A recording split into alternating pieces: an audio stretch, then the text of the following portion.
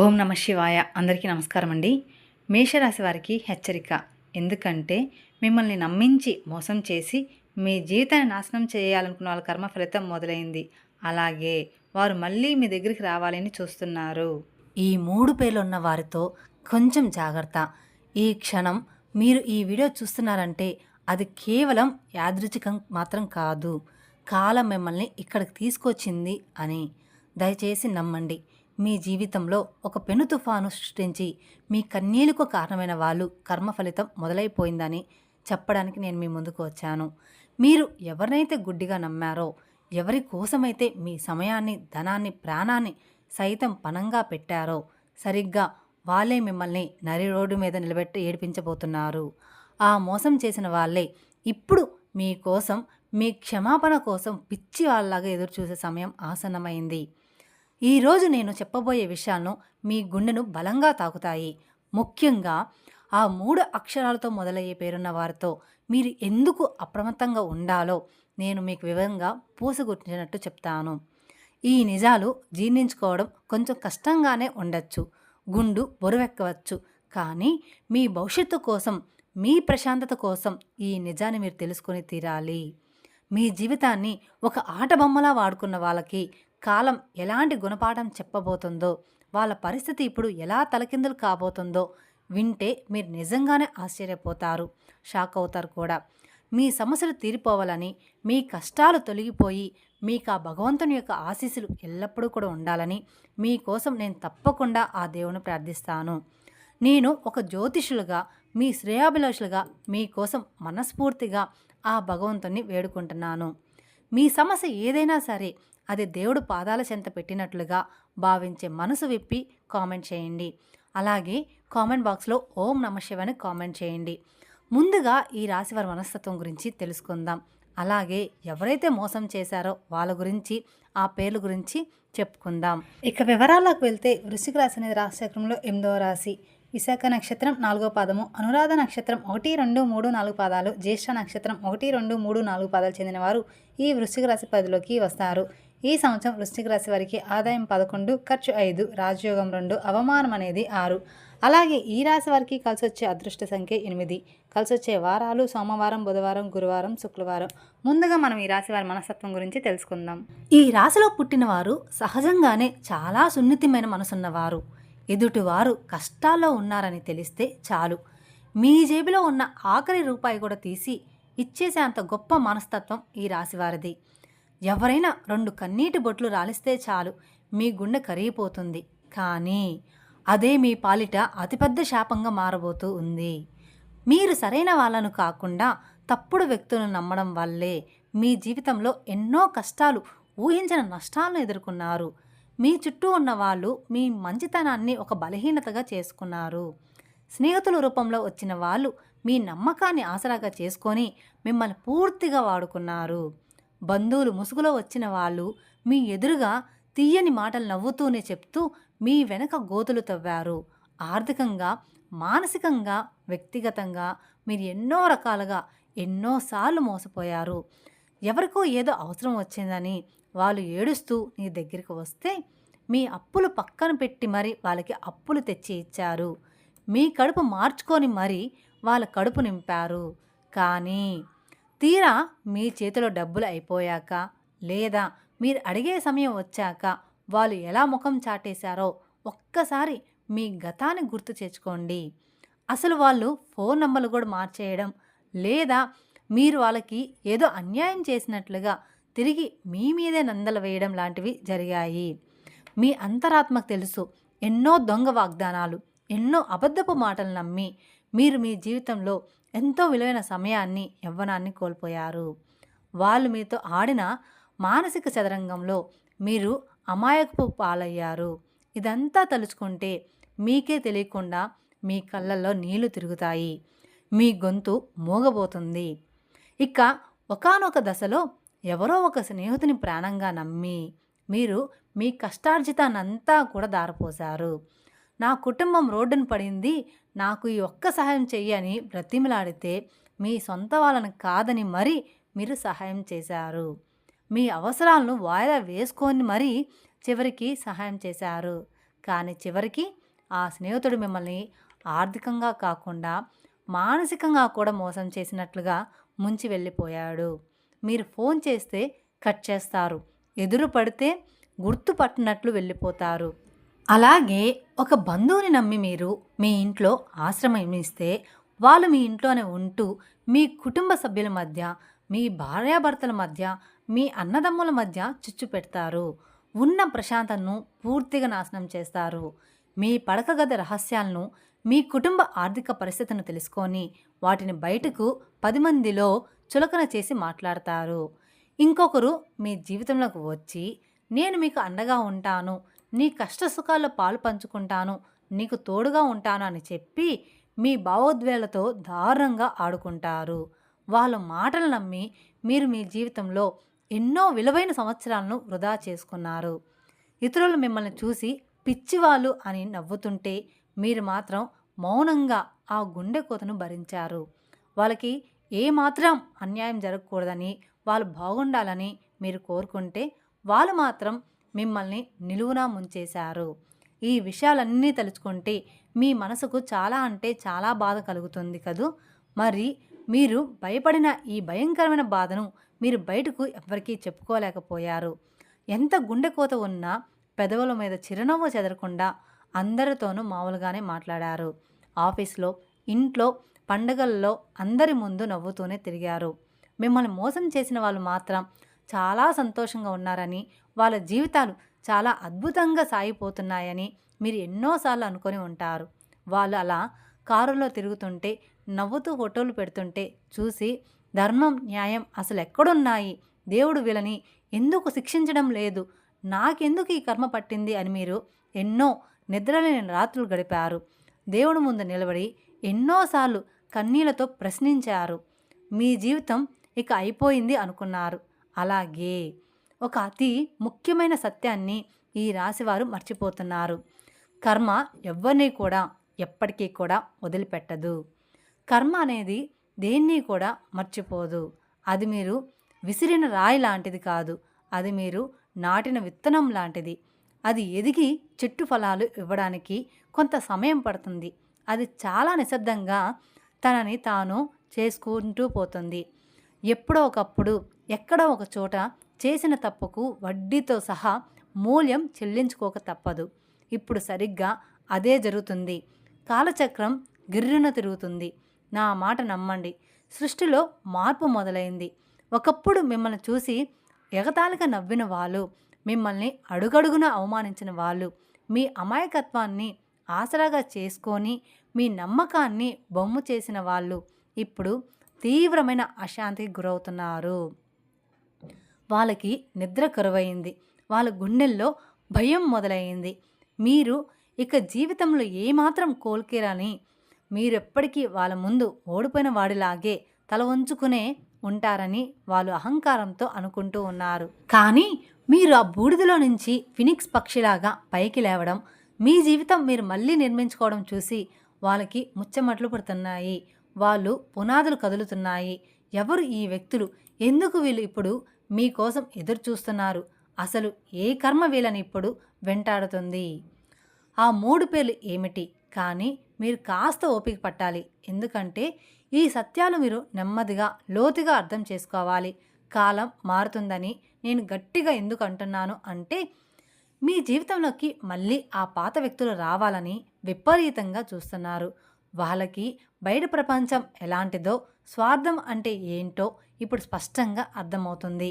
మిమ్మల్ని మోసం చేసి వాళ్ళు ఎంత పెద్ద తప్పు చేశారో, ఎంత గొప్ప వ్యక్తిని కోల్పోయారో వాళ్ళకిప్పుడు తెలిసి వస్తుంది. కర్మ తన అసలైన పత్రభాన్ని చూపించడం మొదలుపెట్టింది. ఇప్పుడు వాళ్ళ జీవితంలో ఊహించిన సమస్యలు, ఆర్థిక నష్టాలు, ఆరోగ్య సమస్యలు చుట్టుముడుతున్నాయి.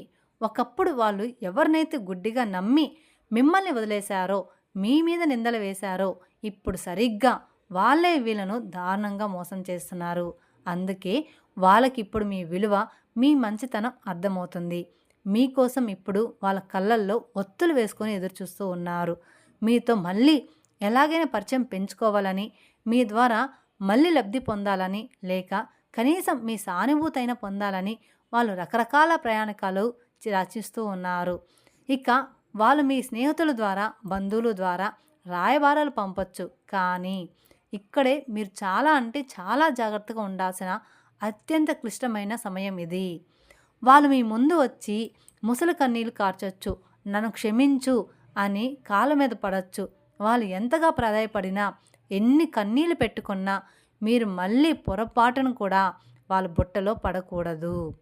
పగ తీర్చుకోకండి, కానీ వాళ్ళను మళ్ళీ మీ జీవితంలోకి ఆహ్వానించకండి. కర్మ ఎప్పుడు నిశ్శబ్దంగానే పనిచేస్తుంది. నిత్యం సత్యం ఎప్పుడు కాస్త ఆలస్యంగానే గెలుస్తుంది. కానీ అంతిమ విజయం సత్యనిధి అని మీరు పదే పదే గుర్తుపెట్టుకోవాలి. ప్రతి చర్యకు ఇంకొక ప్రతిచర్య ఉంటుంది. ప్రతి పనికి ఒక పర్యవసనం ఉంటుంది. వాళ్ళు మీతో ఆడిన ఆ ఆటకు ఇప్పుడు వాళ్ళే బలైపోతున్నారు. ముఖ్యంగా నేను చెప్పబోయే ఆ 3 పేర్లు ఉన్న వాళ్ళతో మీరు అడుగు తీసి అడుగు వేసేటప్పుడు 1000 సార్లు కాదు, 1,00,000 సార్లు ఆలోచించాలి. ఆ పేర్లు ఉన్న వాళ్ళందరూ ఒకేలాగా ఉండకపోయినా మీ జీవితంలో మీకు ఎదురైన అతిపెద్ద మోసాలకు ఆ పేర్ల అక్షరాలకు ఏదో ఒక బలమైన అదృశ్యమైన సంబంధం అనేది ఉండి ఉంటుంది. ఆ పేర్లు ఏంటి అని మీరు ఆతృతగా ఎదురు చూస్తున్నారని నాకు తెలుసు. నేను ఆ పేరును వెల్లడిస్తాను, కానీ దానికి ముందు మీ మనసును సిద్ధం చేసుకోండి. మళ్ళీ మళ్ళీ ఆలోచించండి. ఎవరు ఆ వ్యక్తులు? ఎందుకు వీళ్ళు మీ జీవితంలోకి మళ్ళీ రావాలి అనుకుంటున్నారు? ఏ కర్మ వీళ్ళని దహించి వేస్తుంది? ఆ 3 అక్షరాల పేర్లు ఏంటి? ఎందుకు మీరు ఒంటరిగా ఉండాలి? మీరు మీ జీవితంలో ఎన్నోసార్లు మీ మనసు మాట వినకుండా మీ అంతరాట ఘోషాన్ని సరే ఇతరుల మాట విని మోసపోయారు. ఎవరైనా మీకు సలహా ఇస్తే అది నిజమేనేమో అని గుడ్డిగా నమ్మేస్తారు. వాళ్ళ మాయ మాటలకు పడిపోయారు. కానీ ఇప్పుడు ఆ పరిస్థితి పూర్తిగా మారాలి. మీరు ఎవరిని నమ్మాలో, ఎవరిని మీ దరిదాపుల్లో కూడా రానివ్వకూడదో మీకు స్పష్టంగా తెలియాలి. సత్యం ఎప్పుడు కాస్త చేదుగానే ఉంటుంది, కానీ అది మీ ప్రాణాలను కాపాడుతుంది. కర్మ తన పని తాను చేసుకోపోతున్నప్పుడు మనం మధ్యలో దూరి వాళ్ళను కాపాడడానికి ప్రయత్నించకూడదు. అలా చేస్తే ఆ కర్మ మనకి కూడా అంటుకుంటుంది. వాళ్ళు చేసిన కర్మను వాళ్ళే అనుభవించాలి. సత్యం అనేది ఎప్పటికీ కూడా దాగదు. మీరు చేసిన ప్రతి మంచి పనికి ఈ విశ్వం మీకు బహుమతి ఇస్తుంది. వాళ్ళు చేసిన ప్రతి చెడ్డ పనికి ఇక్కడే ఈ జన్మలోనే ఫలితం అనుభవించి తీరాలి. ఇంకా మీలో చాలామంది వాళ్ళు ఇప్పటికీ ఒక ఆశతో బ్రతుకుతూ ఉన్నారు. ఏదో ఒక రోజు వాళ్ళు మారిపోతారేమో, తమ తప్పు తెలుసుకొని వస్తారేమో, పాత రోజులు మళ్ళీ వస్తాయేమో అని. అవును, వాళ్ళు వస్తారు, కానీ వాళ్ళు మారరు. వాళ్ళు అవసరం కోసం మాత్రమే వాళ్ళు మళ్ళీ మీ దగ్గరికైతే వస్తారు. అది మీరు మీ మనసులో పచ్చబొడ్డులాగా ఖచ్చితంగా గుర్తుపెట్టుకోవాల్సిన విషయం. మీ మంచితనాన్ని వాళ్ళు ఎప్పుడూ కూడా ఒక దుర్భుగ్గ బుద్ధితో బలహీనతగానే చూస్తారు. మీరు క్షమిస్తారన్న ధైర్యంతోనే, వీడు ఎక్కడికి పోతాడులే అన్న అలుసుతోనే వాళ్ళు పదే పదే తప్పులు చేస్తారు. కానీ ఈసారి మీరు వాళ్ళకి ఆ అవకాశం అస్సలు ఇవ్వకూడదు.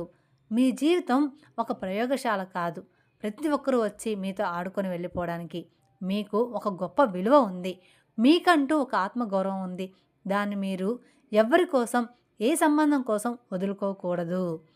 కర్మ నిశ్శబ్దంగా దాని పని అది చేసుకుంటూ పోతుంది. సత్యం సమయం తీసుకుంటుంది, కానీ అంతిమంగా గెలుస్తుంది. ప్రతి కర్మకు ఒక ఫలితం ఉంటుంది. ఈ మాటలను మీ మదిలో మంత్రాలులాగా జపించుకోండి. ఎవరు ఆ వ్యక్తులు? ఎందుకు మీకోసం ఎదురు చూస్తున్నారు? ఆ 3 పేర్లు ఏంటి? ఎందుకు ఒంటరిగా ఉండాలి? ఈ ప్రశ్నలు మిమ్మల్ని సత్యం వైపు నడిపిస్తాయి. ఇక మీ నిరీక్షణకు ముగింపు పలుకుతూ ఆ 3 అక్షరాలు ఏమిటో చెప్పే సమయం వచ్చింది. ఎన్నో పరిశోధనలు, ఎన్నో దశాబ్దాలు జ్యోతిష్య అనుభవాలు తర్వాత ఈ రాశి వారికి ఎక్కువగా సమస్యలు తెచ్చిపెట్టడం లేదా తీవ్రమైన నమ్మక ద్రోహం చేసిన వ్యక్తుల పేర్లలో ఈ 3 అక్షరాలు ఎక్కువగా కనిపించాయి. మీ భవిష్యత్ ప్రణాళికలు, మీ డబ్బు వ్యవహారాలు, మీ వ్యక్తిగత రహస్యాలు ఈ అక్షరాలతో పేరు మొదలయ్యే వారితో పంచుకునేటప్పుడు మీరు చాలా జాగ్రత్తగా ఉండాలి. ఆ అక్షరాలు ఏమిటంటే, అందులో మొదటి అక్షరం ఎస్, రెండవది ఎం, మూడవది ఆర్. అవును, ఈ 3 అక్షరాలతో మొదలయ్యే పేర్లు ఉన్న వాళ్ళు మీ జీవితంలో గతంలో ఏదో ఒక విధంగా మిమ్మల్ని ప్రభావితం చేసి ఉంటారు లేదా భవిష్యత్తులో చేయబోతారు. కానీ ఇక్కడ నేను ఒక అత్యంత ముఖ్యమైన విషయం అయితే చెప్తున్నాను. దీన్ని మీరు చాలా స్పష్టంగా, నిశ్చితంగా అర్థం చేసుకోవాలి. ఈ SMR అనే అక్షరాలతో పేరు మొదలయ్యే ప్రతి ఒక్కరూ కూడా చెడ్డవాళ్ళని, వాళ్ళందరూ మోసగాలని నేను అస్సలు చెప్పడం లేదు. ఈ లోకంలో ఈ అక్షరాలతో పేరున్న ఎంతోమంది అద్భుతమైన వ్యక్తులు, ఎంతో దయాహృదయం ఉన్నవాళ్ళు, గొప్ప గొప్ప సాధకులు ఉన్నారు. వాళ్ళు సమాజానికి ఎంతో మేలు కూడా చేస్తున్నారు. బహుశా మీ జీవితంలో కూడా ఈ అక్షరాలు ఉన్న మంచి వాళ్ళు ఉండవచ్చు. కాబట్టి ఎవరిని కూడా కేవలం వాళ్ళ పేరును బట్టి అంచనా వేయకండి. ఇది కేవలం ఒక సాంప్రదాయిక ఆధ్యాత్మిక పరిశీలన మాత్రమే. ఈ రాశి వారి గ్రహస్థితులకి అక్షరాల నామ నక్షత్రాలకు మధ్య ఉన్న ఘర్షణ వల్ల కొన్నిసార్లు మనస్పర్ధలు, నమ్మక ద్రోహాలు జరిగే అవకాశాలు ఎక్కువగా ఉంటాయని మాత్రమే దీని ఉద్దేశం. కాబట్టి ఈ అక్షరాలు ఉన్న వ్యక్తులతో మీరు తక్షణమే సంబంధాలు తెంచుకోవాలని ఇక్కడ నేను చెప్పడం లేదు. కేవలం ముఖ్యమైన విషయాల్లో కొంచెం అప్రమత్తంగా ఉండాలని, గుడ్డిగా నమ్మకూడదని మాత్రమే నా సలహా. ఇక వాళ్ళు మీకు ఎంత సన్నిహితులైనా సరే మీ ప్రాణాలు తీసుకెళ్ళి వాళ్ళ చేతుల్లో పెట్టకండి. ఇక ఈ వీడియోని ఎందుకు ఒంటరిగా ఉన్నప్పుడు మాత్రమే చూడాలని నేను మొదట్లోనే పదే చెప్పాను అంటే, ఇప్పుడు మీకు వివరంగా వివరిస్తాను. దయచేసి ఇక్కడి నుండి నేను చెప్పే ప్రతి మాటను చాలా శ్రద్ధగా వినండి. ఈ సందేశం కేవలం మీకోసం ఉద్దేశింపబడింది. ఇది పూర్తిగా మీ ఆత్మ పరిశీలనకు సంబంధించిన విషయం. మీరు మీ జీవితంలో ఎవరిని నమ్మాలి, ఎవరిని దూరం పెట్టాలి అనేది మీరు పక్కవారి మాటలు వినకుండా నిజాయితీగా ఆలోచించుకోవాల్సిన సమయం అయితే ఇది. మీరు ఇతరులతో ఉన్నప్పుడు వాళ్ళ ఆలోచనలు, వాళ్ళ మాటలు, వాళ్ళ భావోద్వేగాలు మీ నిర్ణయాలను ఖచ్చితంగా ప్రభావితమైతే చేస్తాయి. కానీ మీరు ఒంటరిగా ఉన్నప్పుడు మాత్రమే మీకు సంపూర్ణమైన మానసిక స్పష్టత వస్తుందని శబ్దంలోనే మీ అంతరాత్మ వాయిస్ మీకు స్పష్టంగా వినిపిస్తుంది. మీ జీవితానికి సంబంధించిన అతి ముఖ్యమైన నిర్ణయాలు ఇతరుల ప్రభావం ఏమాత్రం లేకుండా మీరే సొంతంగా తీసుకోవాలి. అందుకే ఒంటరిగా ఉన్నప్పుడు ఈ విషయాలు వింటే మీరు మీ గతాన్ని తప్పు పట్టకుండా భవిష్యత్తును సరిదిద్దుకునే అద్భుతమైన అవకాశం ఉంటుంది. ఈ ఆత్మ పరిశీలన కోసం మీరు చేయవలసిన ఒక అద్భుతమైన శక్తివంతమైన ప్రక్రియను నేను ఇప్పుడు మీకు చెప్తాను. ఇది ఎలాంటి పూజ కాదు, నల్లమందు కాదు, మంత్రతంత్రాలు కూడా కాదు, బయట పెట్టే ఆచారాలు కాదు. దీనికి ₹1 కూడా ఖర్చు కాదు.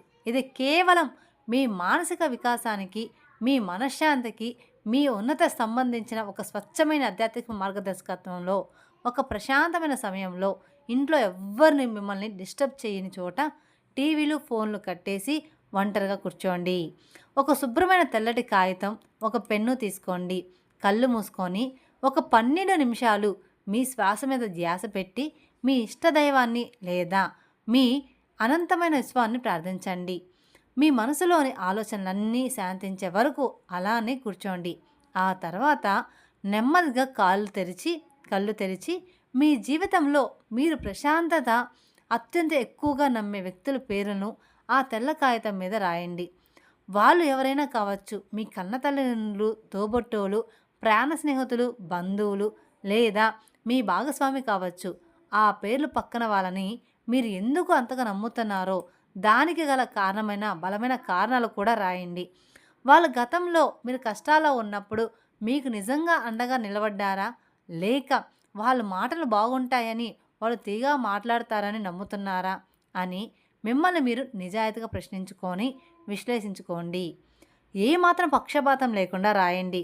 ఆ తర్వాత అదే కాగితం కింద భాగంలో మీ జీవితంలో మిమ్మల్ని పదే నిరాశపరిచిన, మీకు పదే కన్నీళ్లు మిగిల్చిన వాళ్ళ పేర్లు కూడా రాయండి. వాళ్ళు మిమ్మల్ని ఎలా మోసం చేశారు, ఏ విషయంలో మీ నమ్మకాన్ని వమ్ము చేశారు, మీ డబ్బు తీసుకొని ఎగ్గొట్టారా, మీ ప్రేమను వాడుకొని వదిలేశారా, మీ రహస్యాలను బయట పెట్టారా అనేది కూడా స్పష్టంగా రాయండి. ఇప్పుడు ఈ 2 జాబితాలను కళ్ళారా చాలా జాగ్రత్తగా పరిశీలించండి. ఇప్పుడు మీకు ఒక ఆశ్చర్యకరమైన నిజం తెలుస్తుంది. మీరు ఎవరినైతే గుడ్డిగా ప్రాణంగా నమ్మారో వాళ్ళే మిమ్మల్ని ఎక్కువసార్లు బాధ పెట్టి ఉంటారు. ఇప్పుడు మీరు మీకంటూ కొన్ని కఠినమైన హద్దులు, బౌండరీస్ నిర్ణయించుకోవాల్సిన సమయం ఆసన్నమైంది. వాళ్ళని మనస్ఫూర్తిగా క్షమించండి. మీ మనసులో ఉన్న భారాన్ని దించుకోండి. కానీ వాళ్ళు చేసిన మోసాన్ని, ఆ చేదు అనుభవాన్ని మాత్రం ఎప్పటికీ కూడా మర్చిపోకండి. వాళ్ళు మీ జీవితంలో లేకపోయి ఏ స్థానంలో ఉండాలో, వాళ్ళతో మీరు ఎంతవరకు కలవాలో, ఎంత దూరం పెట్టాలో ఆ కాగితం సాక్షిగా మీ మనసులో ఒక గట్టి నిర్ణయం తీసుకోండి. ఆ కాగితాన్ని ఆ తర్వాత ఎవరికీ కూడా కనిపించకుండా చిన్న చిన్న ముక్కలుగా చింపేసి చెత్తబుట్టలో వేసేయండి. ఆ కాగితంతో పాటు మీ మనసులో ఉన్న భయాలు, బాధలు, గతం తాలూకు చేదు జ్ఞాపకాలు కూడా ఆ చెత్తబుట్టలో పడిపోయానని, మీరిప్పుడు ఒక కొత్త మనిషిలా జన్మించారని దృఢంగా భావించండి. ఈ చిన్న ప్రశాంతకరమైన ఆత్మ పరిశీలన ప్రక్రియ వల్ల మీకు కలిగే ప్రయోజనాలు అన్నీ ఇన్ని కావు. అవి మాటల్లో చెప్పలేనివి. దీనివల్ల మీలో ఒక అద్భుతమైన నిర్ణయాత్మక శక్తి పెరుగుతుంది. ఎవరిని నమ్మాలి, ఎవరిని దూరం పెట్టాలి అనే విషయంలో మీకు సంపూర్ణమైన మానసిక స్పష్టత వస్తుంది. ఇతరుల మీద వాళ్ళ అభిప్రాయాల మీద ఆధారపడకుండా మీ మీద మీకు బలమైన అంచలంచలమైన ఆత్మవిశ్వాసం ఏర్పడుతుంది. ఇతరులు మిమ్మల్ని భావోద్వేగ పరంగా బ్లాక్మెయిల్ చేయడం, మిమ్మల్ని మ్యానిపులేట్ చేయడం ఇకపై వాళ్ళ తరం అసలు కాదు. వాళ్ళు మాయల నుంచి మీకు పూర్తి స్వేచ్ఛ దొరుకుతుంది. అన్నిటికంటే ముఖ్యంగా మీ జీవితంలో ఆరోగ్యకరమైన సంబంధాలు, నిజమైన ప్రేమలు, నిస్వార్థమైన స్నేహాలు మాత్రమే మిగులుతున్నాయన్నమాట. విషపూరితమైన బంధాలన్నీ వాటంతట అవే రాలిపోతాయి. మీ శ్రేయోభిలాషిగా, ఒక ఆధ్యాత్మిక మార్గదర్శిగా నేను మీకు ఇచ్చే అతిపెద్ద సలహా ఇదే. జీవితంలో మనం నేర్చుకోవాల్సిన అతిపెద్ద పాఠం, ఒకే ఒక్క పాఠం, ఎవరిని నమ్మాలి, ఎవరిని నమ్మకూడదు అనేది మాత్రమే. కర్మ అనేది చాలా నెమ్మదిగా పనిచేస్తుందేమో, కానీ అది ఎన్నటికీ కూడా ఆగిపోదు. అది ఖచ్చితంగా తిరిగి కొడుతుంది అని మీరు పదే పదే గుర్తు చేసుకోండి. వాళ్ళు చేసిన తప్పులకు వాళ్ళను శిక్షించడం మీ పని కాదు. మీ చేతులు మలినం చేసుకోకండి. ఆ బాధ్యత కర్మకు వదిలేసేయండి. కాలమే వారికి తగిన గుణపాఠం చెప్తుంది. మీ నిజమైన బలం మీరు చూపించే కోపంలోనూ, అరిచే మాటల్లోనూ, పగలోనూ లేదు. మీలో ఉన్న జ్ఞానంలో, మీరు నేర్చుకున్న పాఠల్లో, మీరు మౌనంగా సాధించే ప్రగతిలో ఉంటుంది. పగ తీర్చుకోవాలని ఆలోచించడం కంటే ఆ పరిస్థితి నుంచి అటుగు నేర్చుకోవాలి. మిమ్మల్ని మీరు అభివృద్ధి చేసుకొని వాళ్ళ ఊహకు కూడా అందని స్థాయికి ఎదగడమే మీ నిజమైన గెలుపు. ఈ అద్భుతమైన సత్యాన్ని మీ మనసులో లోతుగా నాటుకునేలాగా చేసుకోండి. ఈ విషయం తెలిసాక చాలామంది షాక్ అవుతారు. కాబట్టి ఈ వీడియోని అస్సలు మిస్ కాకండి. చివరగా కింద కామెంట్ బాక్స్లో ఓం నమః శివాయ అని కామెంట్ చేయండి. ఈ వీడియో కనుక మీకు నచ్చినట్లయితే మరికొందరికి షేర్ చేయండి. అలాగే మొదటిసారి మీరు మా ఛానల్ చూస్తున్నట్టయితే మా ఛానల్ సబ్స్క్రైబ్ చేసుకొని నన్ను సపోర్ట్ చేయండి. మరిన్ని అప్డేట్స్ కోసం పక్కన ఉన్న బెల్ ఐకాన్ ప్రెస్ చేస్తే మా వీడియోస్ మొత్తం మీకు నోటిఫికేషన్ ద్వారా అందుతాయి. Thank you.